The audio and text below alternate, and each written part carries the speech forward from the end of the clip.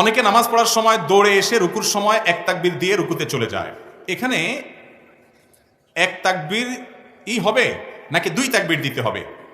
আগে হাত বাঁধতে হবে পরে রুকুতে যাবে? সঠিকটা বুঝিয়ে বলবেন। খুবই দরকারি একটা প্রশ্ন। ইমাম রুকুতে চলে গেছেন, আপনি দৌড় দিয়ে আসছেন, যদিও দৌড় দিয়ে আসা উচিত না। আসতে হয় কিভাবে?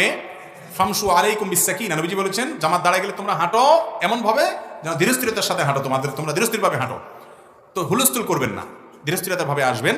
ফামা আদরাকতুম ফাসাল্লু মা ফাতাকুম ফাতিমু। এরপরে যতটুকু পান সালাত আদায় করবেন, যেটা ছুটে যাবে সেটা পরে পড়বেন। এখন প্রশ্ন হলো, রুকুতে ইমামকে পাইছেন, আপনি আসছেন, এখন আপনি তো তাড়াহুড়া করতেছেন, ইমাম রুকুতে উঠে গেলে তো শেষের একটা আবার পড়া লাগবে ভেজাল, তাই না?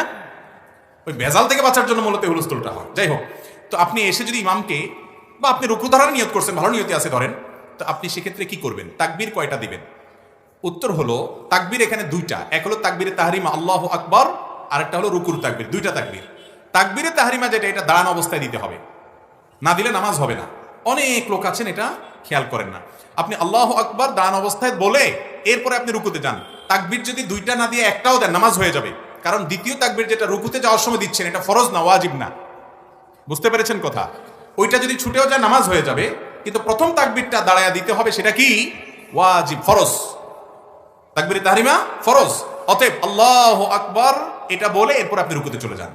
দ্বিতীয় তাকবীর যদি নাও দেন রুকুতে আসবে, নামাজ হয়ে যাবে। কিন্তু সুন্নাহ হলো আল্লাহু আকবার বলে তাকবীরে তাহরিমা বাঁধেন, এরপর আল্লাহু আকবার বলে রুকুতে যান। হাত যদি নাও বাঁধেন অসুবিধা নেই। এখানে বুঝেন, একটা হলো দাঁড়ানো অবস্থা আল্লাহু আকবার বলা, এটা হলো ফরজ, আবশ্যক, এটা করতে হবে।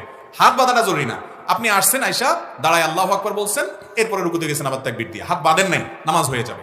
কথা কি বুঝাতে পারছি?